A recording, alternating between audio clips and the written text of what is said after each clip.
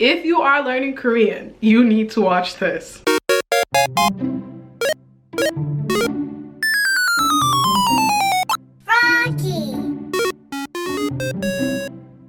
Hey guys, it's Rocky here and I'm back with another video just for you.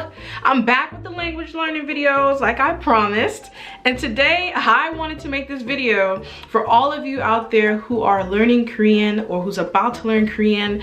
As obviously, as you know, I speak Korean. I've taught myself up to the intermediate stages, and before I got to those stages I definitely made a lot of mistakes studying, which affected my progress and my skill level. Now I know every individual is different, and just because it happened to me doesn't mean it's going to happen to you, but I don't mind sharing this advice because more than likely you're going to make some kind of mistake. Like, you're just going to make some kind of mistakes. So anyway, let me go over this video of some of my top do's and don'ts you need to keep in mind when you're learning Korean, or if you're learning another language, because I'm learning Chinese now. Yeah, honey, I'm learning Chinese. So I'm avoiding these mistakes that I've made. Number one, you need to make sure before you progress in anything, I mean like you're a true beginner in Korean, you need to learn Hangul and Bachum. You have to. Like, some people tend to use transliteration, which is the English form of Korean. Now, don't get me wrong, you need transliteration at first, but you need to see both. You need to be using both. You need to know the alphabet in order to properly pronounce words in Korean. And on top of that, you need to learn Bachum. I made a video about learning Bachum. I'll put it somewhere up here, but I messed up. super effed up by not learning Bachum way earlier. And if you're not familiar with Bachum is pretty much the pronunciation rules of certain words or certain letters put together. It changes. Like, for example, we all know that the letter Lir is the L sound, but sometimes it turns into an R sound. And when I first was learning Korean, I have a video where I was practicing my Korean. I think I was like 4 or 5 months in. I was speaking Korean and saying little sentences, and I said alayo, alayo, and that's wrong. It's for the word I know. If I properly learned Bachum, and I would have learned that Lir, when it's followed after a vowel, becomes a soft R sound. So now I know it's arayo, but beginning I was saying alayo, alayo. Number two, try not to learn random vocabulary.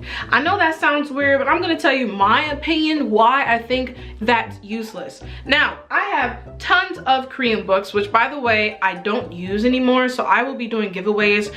Literally this time I'm gonna make sure I give them away because they're just sitting in my closet, and I know that there's some of you out there who really can use it. I just need to set up a PO box first. But anyway, the books that I had would give like random vocabulary. I mean, like words like sky, CEO. Now, don't get me wrong, it's good to know random words. Like the word tree, I know the word tree, namu, and I never use the word though. I never use the word.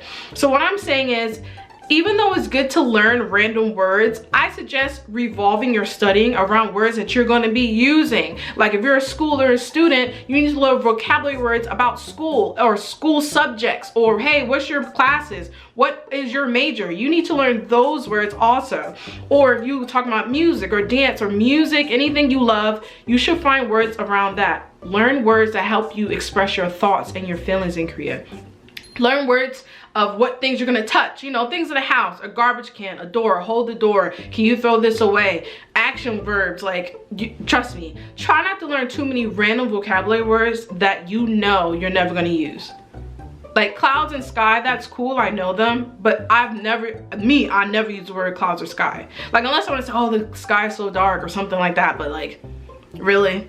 Number three, don't take too many breaks in your studying if you can. Now, I think it's good for your brain to relax. You do need breaks. What I mean is, don't take too many breaks that's like too long in time. That's what I mean. Like, I did that a lot because I either got lazy, I got tired, or I just didn't feel like studying Korean. So I'm talking about, I would say like months off from studying, and then I'll try to learn Korean again, and I feel like I forgot so many vocabulary words. I don't live in Korea right now anymore, so I'm not using Korean often. And if I don't make sure I use it with texting friends, I'll use Korean in my captions on Instagram. But if I'm not using it or seeing it or watching it or anything often, and I'm not studying, you're gonna forget a lot of words. So try not to do that. That leads to number 4, make sure that you refresh what you learned and test yourself.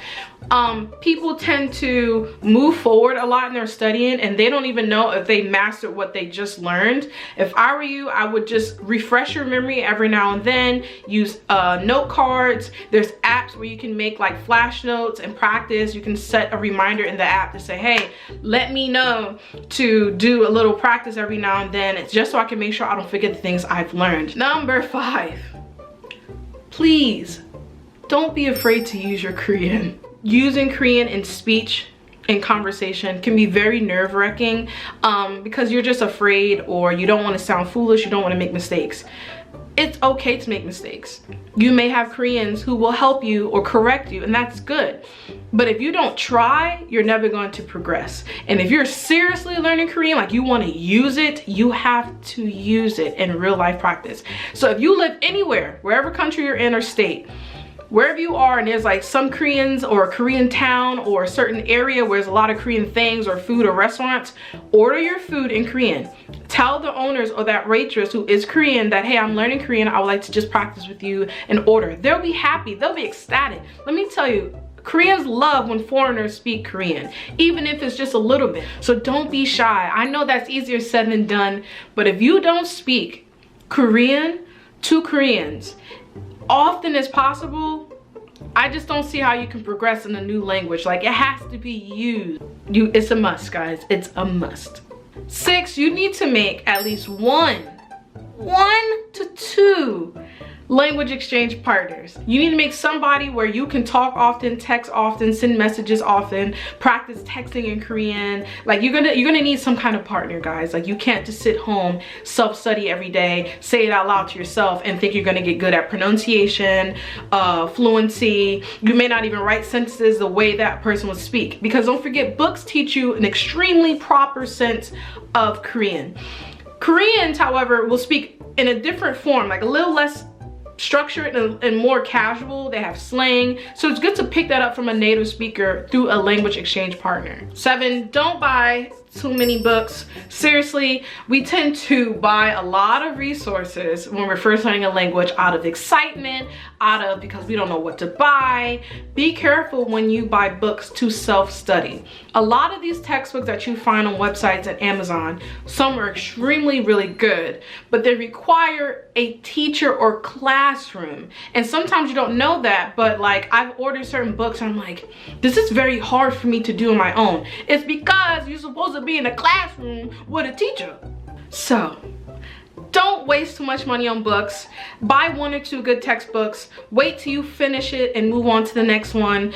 Check the reviews. I'm sure there's YouTube videos of people discussing the type of book that they bought, if it's worth buying. But until then, I think there's a lot of good YouTube channels who are native speakers who give lessons in Korean that helped me so much, made me feel like I was in a classroom.